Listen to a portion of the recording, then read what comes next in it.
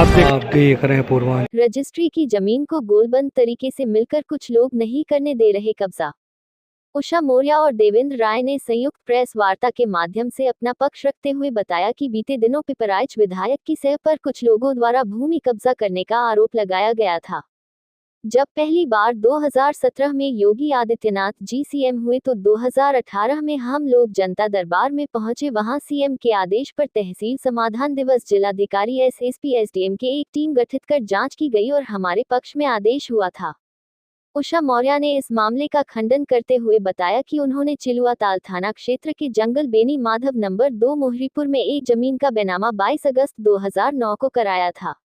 जमीन रजिस्ट्री के समय निशानदेही करवाया गया था, लेकिन जब 2016 में मैं अपनी खेती की जमीन पर पहुंचा तो वहां पर कुछ लोग जमीन का प्लाटिंग कर रहे थे और आसपास तमाम आबादी भी हो चुकी थी। इस मामले की निस्तारण के लिए 2016 को मैंने तहसील दिवस में एक प्रार्थना पत्र दिया। बाद में 2 फरवरी 2018 को मैंने धारा 24 के तहत जमीन के पैमाइश की गुहार लगाया। उसके बाद क्लियर हो गया कि यह गाटा संख्या 432 और 433 का जमीन है। फिर भी विजयपति सिंह ने कहा कि धारा 24 करने के बाद भी यह जमीन आपको नहीं मिल पाएगा, क्योंकि यह जमीन हम लोगों की है। मैंने उनसे कहा कि अगर कानून का पालन होगा तो यह जमीन हमें ही मिलेगी। इसके बाद 4 लोगों को गोलबंद करके इन्होंने मेरे ऊपर 5 फर्जी मुकदमे करके मुझे फंसा दिया और अधिकारियों को गुमराह करके बताने लगे कि इनके ऊपर पहले से ही कई मुकदमे दर्ज हैं। इस दौरान मेरे ऊपर गैंगस्टर तक की कार्रवाई पुलिस द्वारा किया गया। जब धारा 82 के तहत कुर्की की कार्रवाई हुई तब मुझे सारे मामले की जानकारी हुई। उसके बाद मैंने माननीय श्रीमान उच्च न्यायालय का दरवाजा खटखटाया और वहां से जमानत कराया और अपनी जमीन की लड़ाई लगातार लड़ता रहा। हमारा नाम उषा मौर्य है। हम ज़मीन के संदर्भ में हम प्रेस कॉन्फ्रेंस में आए हुए हैं और हमारा ज़मीन जंगल बेनी माधव नंबर 2 मोहरीपुर में है और उसी के संदर्भ में कुछ 4 लोग गोलबंद हो करके वो लोग हमारे ज़मीन पे कब्जा कर रहे हैं और उसका 2-2 बार पैमाइश कराने के बावजूद भी ये लोग हमको यानी कि फर्जी मुकदमे में फंसा करके गैंगस्टर भी लगाए, 4 महीना हम लोगों को जेल भी भिजवाए, प्लस हमारे घर पे कुर्की की नोटिस भी चस्पा कर दी गई। उसके बावजूद भी आज भी हमारी ज़मीन को जब्त कर दी गई है। 2-2 बार पैमाइश करने के बावजूद भी हमारी ज़मीन को जब्त कर ली गई है। आपकी ज़मीन कितनी है, कहाँ पे है? हमारी ज़मीन 57 डिसमिल है, जंगल बेनी माधव नंबर 2 मोहरीपुर में है और हम वहाँ पे एक तंबू डाल कर के बच्चे के साथ रह रहे हैं।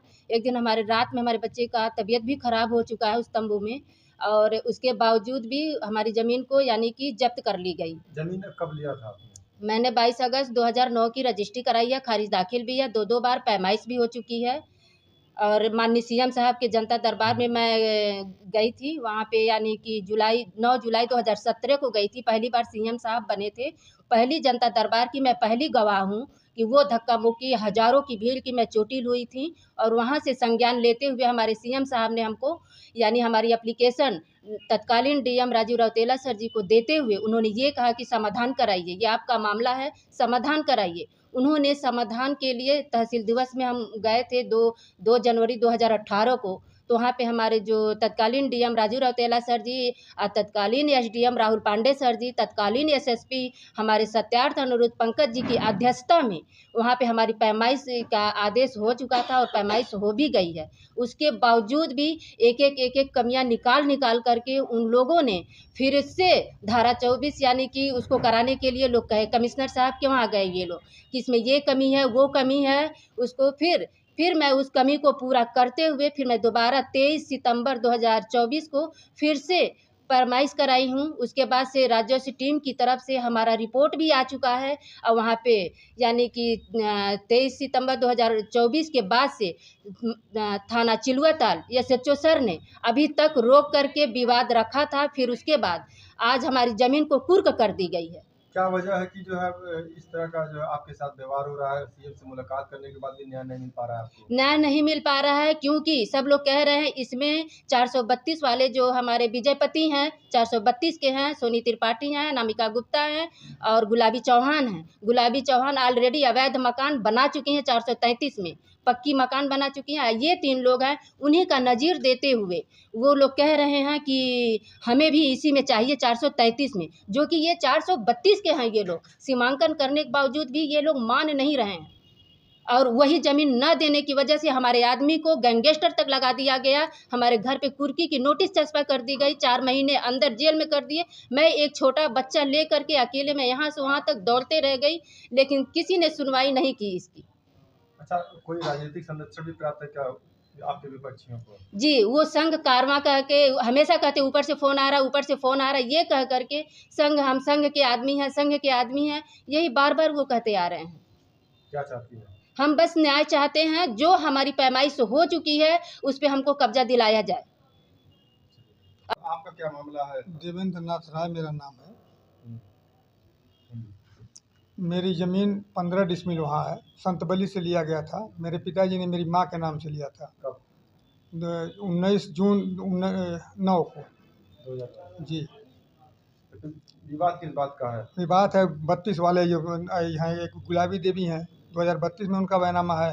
वो हमारे यहाँ आके मकान बना ली ज़बरदस्ती, और विजयपति सिंह कह रहे हैं कि नहीं हम भी बनाएंगे इसी में मकान।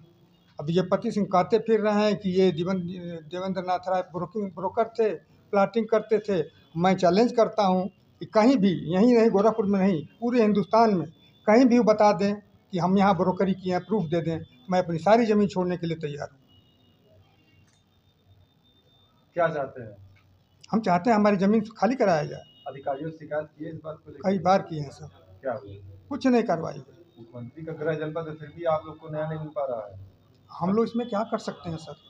क्यों? आखिर वजह क्या, कहाँ से कमियां अब वो लोग वही संघ बताई ना भी है कि संघ का हवाला देते हैं तो संघ के हमारे लोग दब जाते होंगे। कह रहे हैं हम संघ के वो हैं, सदस्य हैं, हम संघ के का काम जमीन वो कह तो रहे हैं, उनके कहने के हिसाब से हम कर रहे हैं, हम अपने मन से नहीं कर रहे हैं, उनके कहने की बात कर रहे हैं।